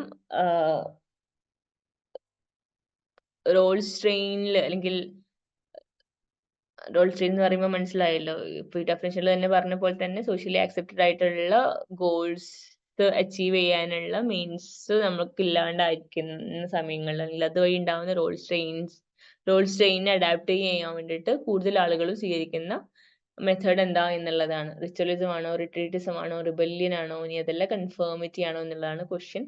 അവിടെ ആൻസർ ഈസ് കൺഫേമിറ്റി അല്ലേ?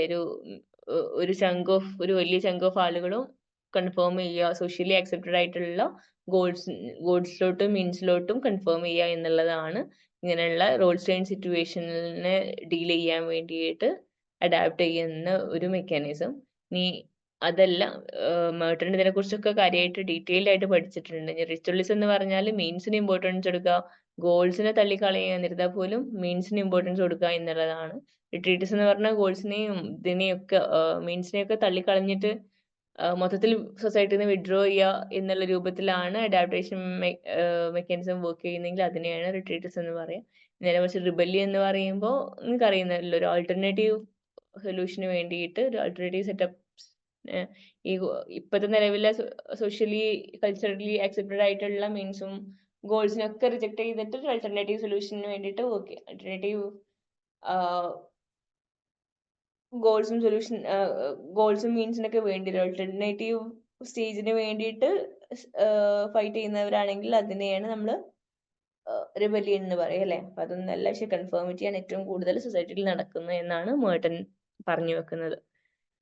ഇനി അടുത്ത question. Arrange in the order of types of socialization as given by Ian Robertson in his book. Types of socialisation, Robertson മുന്നോട്ട് വെച്ചിട്ടുള്ള types of സോഷ്യലൈസേഷനെ order ചെയ്യാനാണ് പറയുന്നത്. ഏത് ആൻസർ ഈസ്, ഞാൻ ഡയറക്റ്റ് ആൻസറിലോട്ട് പോവാണ്, നമുക്ക് സമയം വളരെ കുറച്ചുള്ളൂ, ഒരു 10-20 ക്വസ്റ്റ്യൻ കൂടി ഡിസ്കസ് ചെയ്യേണ്ടതുണ്ട്. Primary socialisation, anticipatory socialisation, developmental and resocialisation എന്നൊരു ഓപ്ഷൻ ഉണ്ട്. അതുപോലെ തന്നെ സി ഓപ്ഷൻ ആയിട്ടുള്ളത് primary socialisation, resocialisation, developmental socialisation and anticipatory socialisation എന്നുള്ളതാണ്. പ്രൈമറി സോഷ്യലൈസേഷൻ ആണ് സീക്വൻസിന്റെ സ്റ്റാർട്ടിങ്ങിൽ വരാനുള്ള ചാൻസ് എന്നുള്ളത് പ്രെഡിക്റ്റബിൾ ആണല്ലോ അല്ലെ? ഒരു കോമൺ സെൻസിക്കൽ അണ്ടർസ്റ്റാൻഡിങ് വെച്ച് തന്നെ. ഇവിടെ right answer is anyway primary socialisation, anticipatory socialisation and developmental socialisation, resocialisation എന്നുള്ളതാണ്.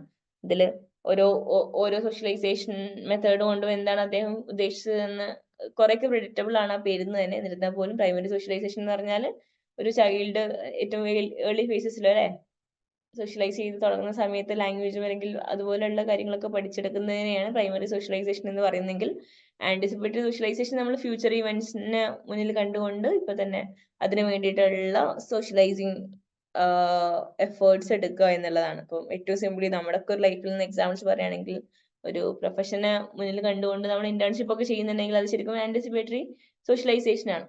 ഇനി അതിനുശേഷമാണ് ഡെവലപ്മെന്റൽ സോഷ്യലൈസേഷൻ വരുന്നത്. അതിനുശേഷം എന്നല്ല, പാരലി നടക്കുന്ന അല്ലെങ്കിൽ ഇതിനു മുന്നേ തുടങ്ങിയിട്ടുള്ള കാര്യമാണെങ്കിലും ക്രമീകരിക്കാൻ പറയുമ്പോൾ ആന്റിസിപ്പേറ്ററി പറഞ്ഞതിന് ശേഷം വേണ്ടി വരും നമുക്ക് ഡെവലപ്മെന്റൽ സോഷ്യലൈസേഷൻ പറയാൻ. കാരണം ഡെവലപ്മെന്റൽ സോഷ്യലൈസേഷൻ എന്ന് പറഞ്ഞാൽ ഡിഫറെന്റ് സ്റ്റേജസ് ഓഫ് ലൈഫിൽ നമ്മൾ ഡെവലപ്പ് ചെയ്തെടുക്കുന്ന സോഷ്യലൈസിങ് സ്കിൽസിനെ അല്ലെങ്കിൽ സോഷ്യലൈസേഷനെയാണ് ഡെവലപ്മെന്റൽ സോഷ്യലൈസേഷൻ എന്ന് പറയുന്നത്. അപ്പോ അഡോളസൻസും യൂത്തും അതിനപ്പുറം ഓൾഡ് സ്റ്റേജിൽ എത്തുന്നത് വരെയും നമ്മൾ ഡെവലപ്മെന്റൽ സോഷ്യലൈസേഷന്റെ ഭാഗമായിട്ട് തന്നെയാണ് മനസ്സിലാക്കേണ്ടത്. ആൻഡ് റീസോഷ്യലൈസേഷൻ എന്ന് പറയുമ്പോൾ നമ്മൾ പഠിച്ചിട്ടുള്ള കുറെ കാര്യങ്ങൾ അൺലേൺ ചെയ്തിട്ട് വീണ്ടും സോഷ്യലൈസേഷൻ ചെയ്യേണ്ട സിറ്റുവേഷൻസ് ഒക്കെ ഉണ്ടാവുമ്പോൾ അതിനെയാണ് റീസോഷ്യലൈസേഷൻ എന്ന് പറയും. ഇങ്ങനെ റോബർട്ട്സൺ മുന്നോട്ട് വെച്ചിട്ടുള്ള 4 ടൈപ്പ് ഓഫ് സോഷ്യലൈസേഷൻ ഉണ്ട്. അതിന്റെ ഒരു സീക്വൻസ് ആയിരുന്നു ക്വസ്റ്റ്യൻ ഉണ്ടായിരുന്നത്. ഓക്കെ, ഇനി ഒരു അടുത്ത ക്വസ്റ്റ്യൻ 84th ക്വസ്റ്റ്യനിലോട്ട് പോവുകയാണെങ്കിൽ, when a class is somewhat strictly hereditary, we may call it a caste. Who gave this direction? Strictly hereditary ആയിട്ടുള്ള കാസ്റ്റിനെ നമുക്ക് ക്ലാസ്സിനെ നമുക്ക് കാസ്റ്റ് എന്ന് വിളിക്കാൻ പറ്റുമെന്ന് പറഞ്ഞിട്ടുള്ളത് ആരാ എന്നുള്ളതാണ് ക്വസ്റ്റ്യൻ. കുറച്ചുകൂടെ ഡയറക്റ്റ് ആയിട്ടുള്ള ക്വസ്റ്റ്യൻ തന്നെയാണ്. ആൻഡ് ആൻസർ ഈസ് CH കൂലി കേട്ടോ. നമ്മൾ നേരത്തെ പറഞ്ഞിട്ടുള്ള പ്രൈമറി സെക്കൻഡറി ഗ്രൂപ്പിനെ കുറിച്ചൊക്കെ പറഞ്ഞിട്ടുള്ള കൂലി തന്നെയാണ് ഈ ഒരു സ്റ്റേറ്റ്മെന്റിലൂടെ മുന്നോട്ട് വെക്കുന്നത്. സ്ട്രിക്ട്ലി ഹെറിറ്ററി ആയിട്ടുള്ള ക്ലാസ് ആണ് കാസ്റ്റ് എന്നുള്ള അണ്ടർസ്റ്റാൻഡിങ് ഫോർവേഡ് ചെയ്യുന്നത് മൂപ്പരാണ് കേട്ടോ. അതിന്റെ ലിമിറ്റേഷൻസും അതിന്റെ പോസിബിലിറ്റീസിനെ കുറിച്ചൊക്കെ കുറെ ചർച്ചകൾ നമ്മുടെ ഡിസിപ്ലിനിൽ നടന്നുകൊണ്ടിരിക്കുന്നുണ്ട്. ഓക്കെ, ഇനി അടുത്ത 85th ക്വസ്റ്റ്യനിൽ നോക്കൂ എല്ലാവരും. Who is author of modernisation of Indian tradition? Indian ട്രഡീഷന്റെ മോഡേണൈസേഷൻ എന്നുള്ള ഈ ടെക്സ്റ്റ് ആരാണ് എഴുതിയിട്ടുള്ളത് എന്നതാണ്. യോഗേന്ദ്ര സിംഗ് ആണ് ആൻസർ വരുന്നത് അല്ലെ. അതായത് Indian tradition quote and quote Indian tradition എങ്ങനെയാണ് മോഡേൺ ഡെവലപ്മെന്റ്സിൽ അല്ലെങ്കിൽ മോഡേണിറ്റിക്ക് അഡാപ്റ്റ് ചെയ്തത് എന്നൊക്കെയാണ് അദ്ദേഹം ഈ ഒരു ടെക്സ്റ്റിലൂടെ പറയാൻ ശ്രമിക്കുന്നത് കേട്ടോ. ഇനി 86th question, match the following again. ഇവിടെ ഫീൽഡും ഒരു തിയററ്റിഷ്യനും അദ്ദേഹത്തിന്റെ ഫീൽഡും ആണ് നമുക്ക് മാച്ച് ചെയ്യാനുള്ളത്. ഷമീർ പേട്ട് ആരാണ് പഠിച്ചിട്ടുള്ളത്? ആരുടെ ഫീൽഡ് ആയിരുന്നു? പറയാൻ പറ്റുന്നുണ്ടോ?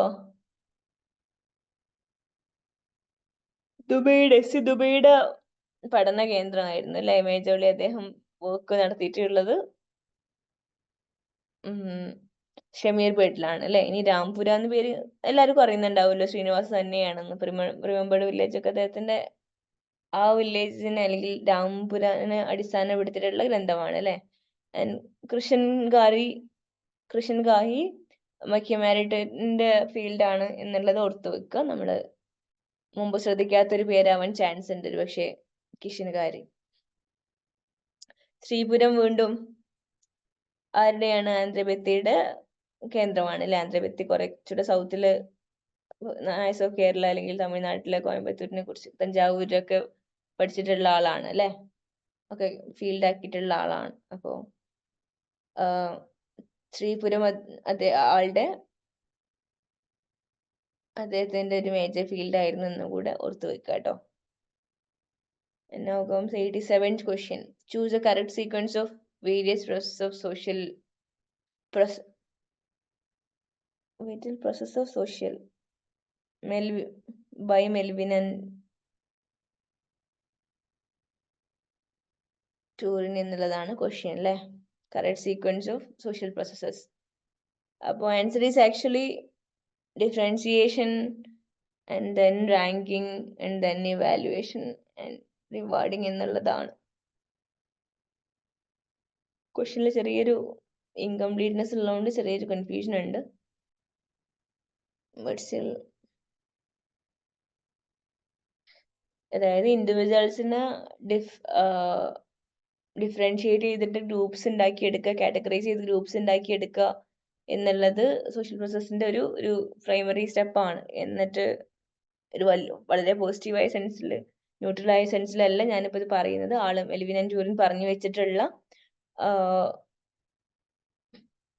സോഷ്യൽ പ്രോസസ്സിന്റെ സീക്വൻസിനെ കുറിച്ചാണ് നമുക്ക് ആലോചിക്കാനുള്ളത്. അപ്പം ആളുകൾ ഡിഫറൻഷിയേറ്റ് ചെയ്യുന്നു, എന്നിട്ട് ആ ഡിഫറൻഷിയേറ്റ് ചെയ്ത് കാറ്റഗറൈസ് ചെയ്തതിന്റെ കൂടെ തന്നെ അതിന് റാങ്ക് കൊടുക്കുന്നു. ഹൈറാർക്കിക്കലായിട്ട് കാറ്റഗറൈസ് ചെയ്യുന്നു എന്നുള്ളതാണ് അടുത്ത സ്റ്റെപ്പ്. അതിനുശേഷം അതിനെ ഇവാലുവേറ്റ് ചെയ്യുന്നു, എന്നിട്ട് റിവാർഡ് ചെയ്യുന്നു എന്നുള്ളതാണ് മെൽവിൻ ആൻഡ് ടൂറിൻ മുന്നോട്ട് വെച്ചിട്ടുള്ള സോഷ്യൽ പ്രോസസ്സിന്റെ ഒരു സീക്വൻസ് കേട്ടോ.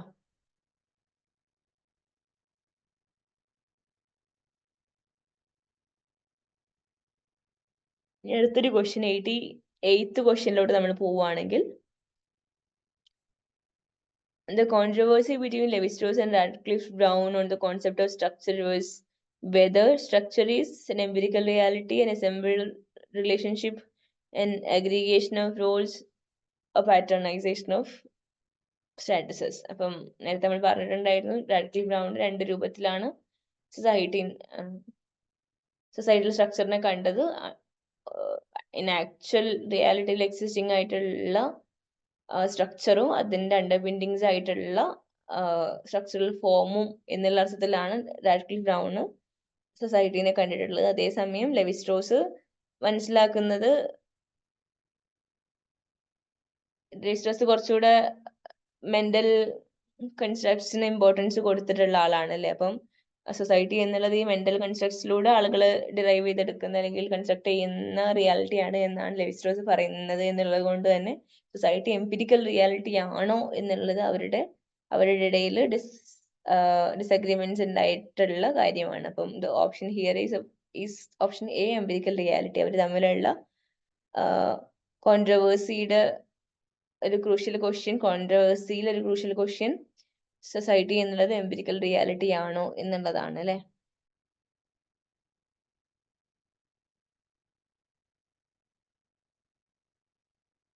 നമ്മൾ ഇനി 89th ക്വസ്റ്റ്യനിലോട്ട് പോവാണ്. Read the following statements and identify statement which does not signify sanskritisation. സാൻസ്ക്രിറ്റൈസേഷനെ സിഗ്നിഫൈ ചെയ്യാത്ത ഏത് സ്റ്റേറ്റ്മെന്റ് ആണ് താഴെ കൊടുത്തതിലുള്ളത് എന്നുള്ളതാണ്. Claim to higher status is made, right. അത് ലോവർഡ് കാസ്റ്റ് എപ്പോഴും ഹയർ കാസ്റ്റിന്റെ സ്റ്റാറ്റസ് ക്ലെയിം ചെയ്യാം എന്നുള്ളതാണ് അവർ ചെയ്യുന്നത്. അല്ലെങ്കിൽ ഹയർ കാസ്റ്റിന്റെ സ്റ്റാറ്റസ് എന്നതിനപ്പുറം അതുമായിട്ട് ഹയർ സ്റ്റാറ്റസ്, സൊസൈറ്റിയിലെ ഹയർ സ്റ്റാറ്റസ്, എസ്റ്റീംഡ് ആയിട്ടുള്ള ഹയർ സ്റ്റാറ്റസ് ക്ലെയിം ചെയ്യുക എന്നുള്ളതാണ് ഒന്ന്. രണ്ടാമത്തെ ഓപ്ഷൻ ലൈഫ് സ്റ്റൈൽസ്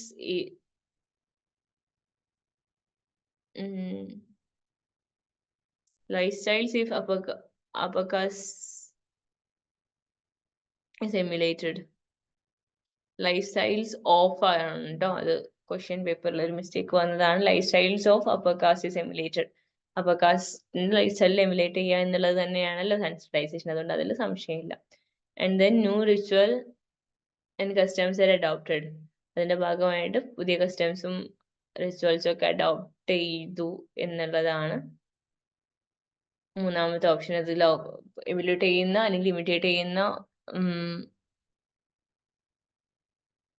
കമ്മ്യൂണിറ്റിക്ക് എന്തായാലും പുതിയ ഹയർ കാസ്റ്റസിന്റെ കേസ് എടുക്കുകയാണെങ്കിൽ അവർ പെർഫോം ചെയ്യുന്ന, അവർക്ക് എക്സ്ട്രാ പ്രിവിലേജസ് സൊസൈറ്റിയിൽ കൊടുക്കുന്നതിന്റെ കാരണങ്ങൾ ഇന്ന പ്രാക്ടീസ് ആണ് എന്നൊക്കെ മനസ്സിലാക്കിയിട്ട് അത് ആ ഒരു ലൈഫിനെ മൊത്തത്തിൽ എമുലേറ്റ് ചെയ്യാനാണല്ലോ ലോവർഡ് കാസ്റ്റ് ശ്രമിക്കുന്നത്. അപ്പോൾ അതിന്റെ ഭാഗമായിട്ട് റിച്വൽസും കസ്റ്റംസും ഒക്കെ പുതുതായിട്ട് അഡോപ്റ്റ് ചെയ്യപ്പെടും. And the last option horizontal social mobility occurs. ഈ ഹൊറിസോണ്ടൽ സോഷ്യൽ മൊബിലിറ്റി ഒക്കേഴ്സ് എന്നുള്ളത് സാൻസ്ക്രിറ്റൈസേഷനെ സംബന്ധിച്ചിടത്തോളം റോങ് ആയിട്ടുള്ള ഒരു അല്ലെങ്കിൽ സെൻസ് ഉണ്ടാക്കാത്ത ഒരു സ്റ്റേറ്റ്മെന്റ് ആണ് അല്ലെ.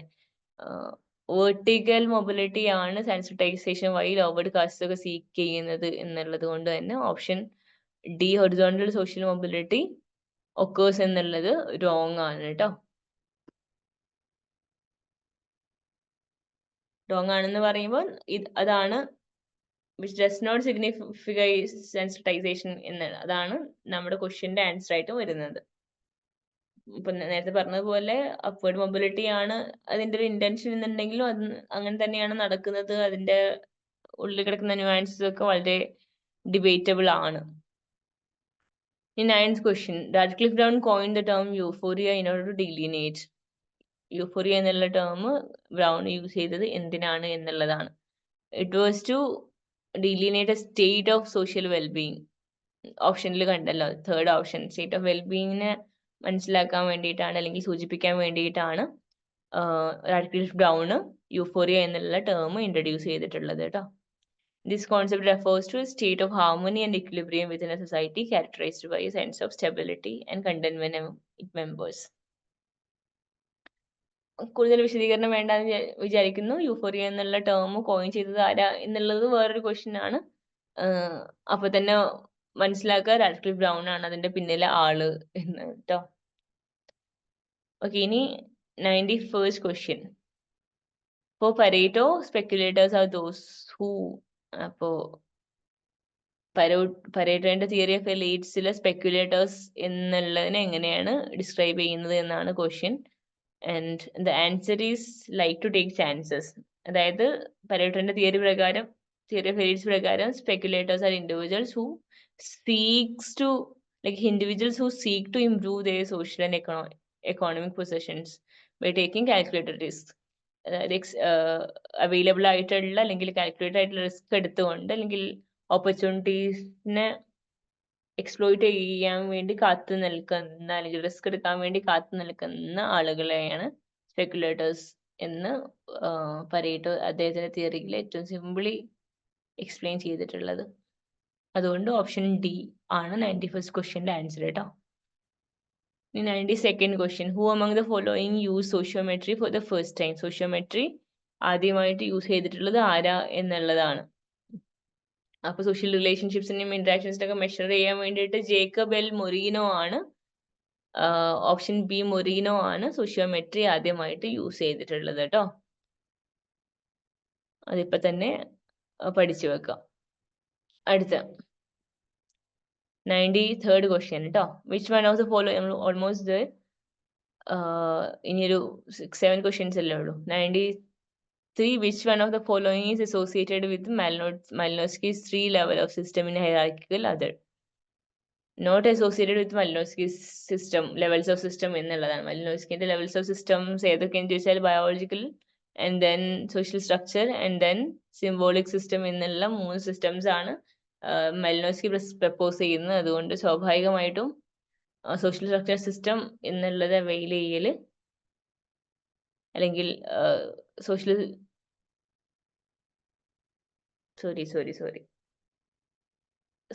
സ്ട്രക്ചറൽ സിസ്റ്റവും സിംബോളിക് സിസ്റ്റവും ബയോളജിക്കൽ സിസ്റ്റത്തിനെയും കുറിച്ചാണ് മാലിനോസ്കി പറയുന്നത്. നേരെ മറിച്ച് പേഴ്സണാലിറ്റി സിസ്റ്റം എന്നുള്ള സിസ്റ്റത്തിനെ മാലിനോസ്കി സൂചിപ്പിക്കുന്നേ ഇല്ല, അല്ലെങ്കിൽ അത് മാലിനോസ്കിയുടെ കൺസേൺ ആയിരുന്നില്ല. അതുകൊണ്ട് right answer would be option C, personality system കേട്ടോ, which is not associated with Malinowski's 3-level of hierarchical order.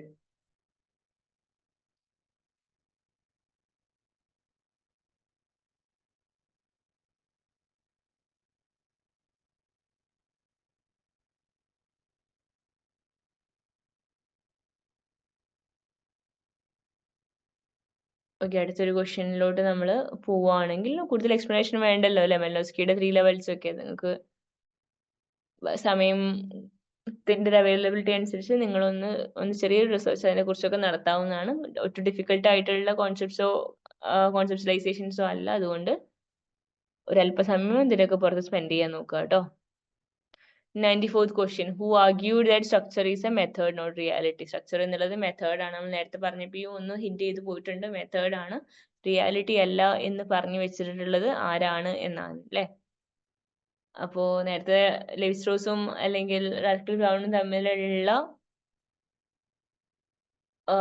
കോൺട്രവേഴ്സിനെ കുറിച്ച് നമ്മൾ പറഞ്ഞിട്ടുണ്ടായിരുന്നു. അപ്പൊ നമ്മളൊന്ന് ഹിന്റ് ചെയ്തു അല്ലെ. ലെവി സ്ട്രോസിനെ സംബന്ധിച്ചിടത്തോളം സ്ട്രക്ചർ എന്നുള്ളത് ഒരു മെത്തേഡ് മാത്രമാണ്, റിയാലിറ്റി അല്ല. സോഷ്യൽ റിയാലിറ്റിയിലോട്ടുള്ള ആക്സസ് കിട്ടാൻ വേണ്ടിയിട്ട് സ്ട്രക്ചേർഡ് ആയിട്ടുള്ള സ്ട്രക്ചറൽ ആന്ത്രോപോളജിയുടെ മെത്തേഡ്സ് യൂസ് ചെയ്യണം എന്നാണ് ലെവി സ്ട്രോസ് പറയുന്നത്. അപ്പം ബൈനറി ഒപ്പോസിഷൻസ് എന്നുള്ള അദ്ദേഹത്തിന്റെ തിയറൈസേഷൻ ഒക്കെ അവിടെയാണ് അത് കിടക്കുന്നത് അല്ലെ. He emphasized the importance of structural analysis as a methodological approach for understanding the underlying patterns and interrelations within society, rather than treating structure as a concrete objective reality. Clear ആണല്ലോ. And 95th question now. Deviant behavior which does not cause any physical harm or damage is known as വേറൊരാൾക്ക് ഒരു physical ഹാമും ഡാമേജും വയലൻസും ഒന്നും cos ചെയ്യാത്ത ഡീവിയൻ behaviour നമ്മൾ എന്താണ് വിളിക്കേണ്ടത്? Soft deviance എന്നുള്ളതാണ്. അതിന്റെ പേരിൽ തന്നെ ഉണ്ട് അല്ലെ, സോഫ്റ്റ് ഡീവിയൻസ്. ബാക്കി ഓപ്ഷൻസിൽ കൊടുത്തിട്ടുള്ള social deviance, എലിറ്റ് deviance, hard deviance എന്നുള്ളതിനെ കുറിച്ച് എനിക്ക് ഡീറ്റെയിൽഡ് ആയിട്ട് ഇപ്പൊ പറയാൻ സമയമില്ല. പക്ഷെ സിംപ്ലി ആ ഒരു ക്വസ്റ്റ്യൻ വായിച്ചാൽ തന്നെ deviant behaviour which does not cause any physical harm എന്നുള്ളതിൽ നിന്ന് തന്നെ നമുക്ക് സോഫ്റ്റ് ഡീവിയൻസ് എന്നുള്ള ആൻസറിലോട്ട് വേണമെങ്കിൽ ഗസ് ചെയ്തിട്ട് എത്തിപ്പെടാവുന്നതാണ്.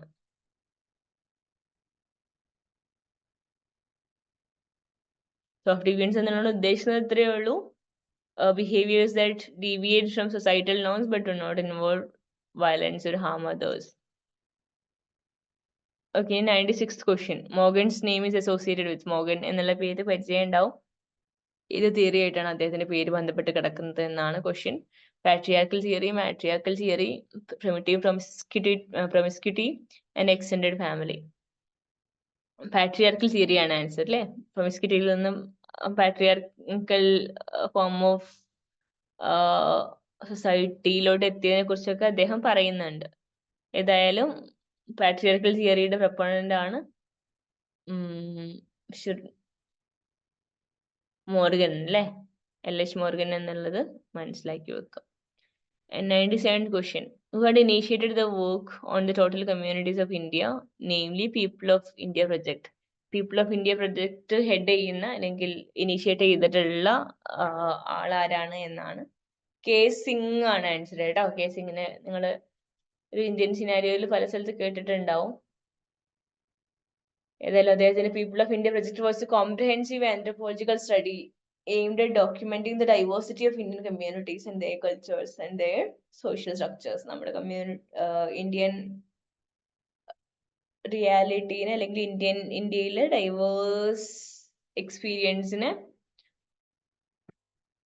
കോംപ്രഹെൻസീവ്ലി പഠിക്കുക എന്നുള്ള അർത്ഥത്തിലാണ് people project K Singh head ചെയ്തിട്ടുള്ളത്. ഇനി അടുത്ത 97th ക്വസ്റ്റ്യൻ നോക്കുകയാണെങ്കിൽ who had initiated the work on total communities, 97 നമ്മളിപ്പോൾ കവർ ചെയ്ത് കഴിഞ്ഞു. 98th ക്വസ്റ്റ്യനിലോട്ട് പോവുകയാണെങ്കിൽ who has propounded the theory of differential association. Differential association theory propose ചെയ്തിട്ടുള്ളത് ആരാ എന്നുള്ളതാണ് question. And the answer is Sutherland. അതായത് ഇപ്പോൾ ഡെലിങ്ക്വൻസിനെ കുറിച്ചൊക്കെ അദ്ദേഹം പഠിക്കുന്ന സമയത്ത് പറയുന്നത് ബിഹേവിയർ ഉണ്ടാവുന്നത് സോഷ്യൽ ഇന്ററാക്ഷൻസിലൂടെയാണ്. അപ്പോ